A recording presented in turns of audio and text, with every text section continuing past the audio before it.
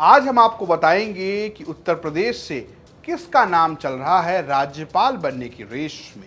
साथ ही साथ ये भी बताएंगे कि आखिर उपचुनाव में सपा कांग्रेस के बीच क्या माहौल है और किस तरीके से मुलाकात हुई है योगी आदित्यनाथ और नरेंद्र मोदी की। नमस्कार, मैं हरजित सिंह और आप देख रहे हैं आज का यूपी।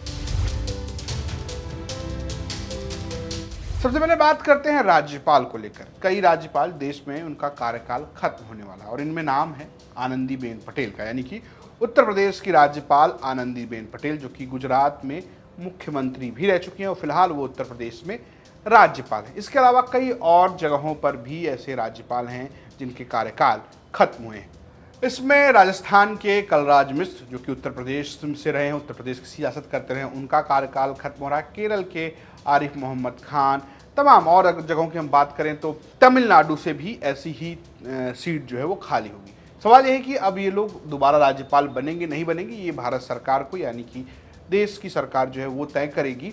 सलाह लेंगे राष्ट्रपति मंत्रिमंडल से, उसके बाद सर फैसला होगा कि कौन राज्यपाल बनेगा। लेकिन अब कई नाम चर्चा में फिर से सामने आ गए हैं और इसमें एक नाम है वीके सिंह का। जी हाँ, वो नेता जिनके टिकट काटे गए थे या जिन्होंने चुनाव नहीं लड़ा है, उनके नाम की चर्चा तेज हो गई है भारतीय जनता पार्टी में राज्यपाल बनने की। इनमें जो नाम जिनकी चर्चा खूब हो रही है उनमें एक नाम अश्विनी चौबे का है, जो कि बिहार से हैं। हर्षवर्धन, डॉक्टर हर्षवर्धन, जो कि दिल्ली के मुख्यमंत्री बनते बनते रह गए थे, वो, और साथ ही साथ वीके सिंह। वीके सिंह उत्तर प्रदेश की सियासत करते हैं, गाजियाबाद से सांसद रहे। इस बार उनका टिकट काट दिया गया। उनकी जगह जिस तरीके से अतुलगर को टिकट दिया गया, कहा गया कि ठाकुर नाराजगी में कील ठोकने का काम वीके सिंह के टिकट ने भी किया था। वो केंद्रीय मंत्री थे, इस बार उनको टिकट नहीं मिला, वो सांसद नहीं बने, मंत्री भी नहीं बने। तो माना यह जा रहा है कि उनका नाम भी इस चर्चा में है कि उनको राज्यपाल बनाया जा सकता है। अब सबकी निगाह इस बात पर है कि उत्तर प्रदेश से अगर आनंदीबेन पटेल का कार्यकाल खत्म होता है तो यूपी में कौन नया राज्यपाल बनेगा, और साथ ही साथ क्या वीके सिंह या उत्तर प्रदेश से कोई बड़ा नेता राज्यपाल बनता नजर आएगा। इस पर सबकी निगाह बनी हुई है।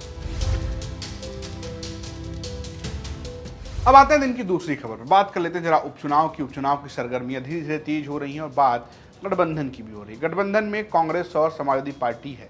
बड़ा सवाल यह है कि कांग्रेस को कितनी सीटें मिलेंगी, क्या सपा कुछ सीटें देने जा रही है। जो चर्चा और सूत्र बता रहे हैं कि गाजियाबाद की सीट के अलावा एक और सीट, जो कि अलीगढ़ की खेर सीट है, उस पर कहीं बात बन सकती है कांग्रेस और सपा के बीच, यानी इंडिया गठबंधन में।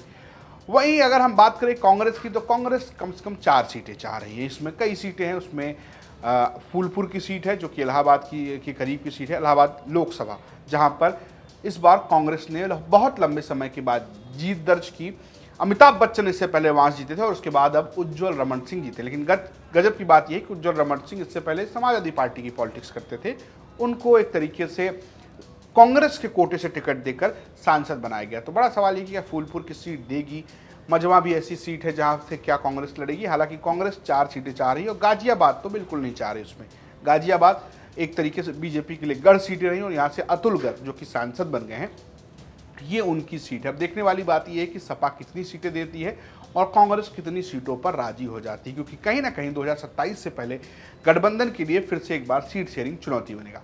और ना सिर्फ अगर हम बात करें इस उपचुनाव की, बल्कि एमएलसी का भी उपचुनाव होने लगे। विधान परिषद का मंत्री रहे कभी बीजेपी सरकार में और समाजवादी पार्टी के कोटे से एमएलसी बने स्वामी प्रसाद मौर्य ने इस्तीफा दे दिया। जब उन्होंने सपा से इस्तीफा दिया तो वो अपना इस्तीफा विधान परिषद में भी दे आए थे और अब उनकी सीट पर भी चुनाव होना है। 12 जुलाई को इस पर चुनाव होगा, फैसला हो जाएगा।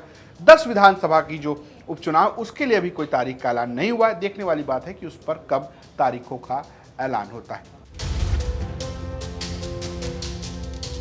अब आते हैं दिन की तीसरी खबर पर। तीसरी खबर जुड़ी हुई है प्रधानमंत्री नरेंद्र मोदी और सीएम योगी आदित्यनाथ की मुलाकात की। जी हाँ, चुनाव के खत्म होने के बाद प्रधानमंत्री नरेंद्र मोदी बनारस आए। आभार यात्रा, धन्यवाद यात्रा कहिए, एक तरीके से अपने सभी मतदाताओं को धन्यवाद कहने आए और साथ ही साथ किसान निधि का एक तरीके से किसानों को एक बड़ा तोहफा देने का काम भी उन्होंने बनारस में किया। लेकिन चर्चा में कुछ तस्वीरें भी हैं।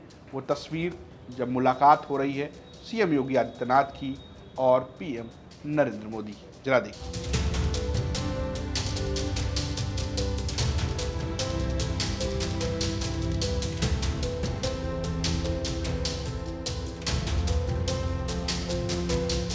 तो इन तस्वीरों पर, इनकी बॉडी लैंग्वेज पर आपका क्या कहना है, कमेंट बॉक्स में जरूर बताइएगा। देखते रहिए यूपी तक। नमस्कार।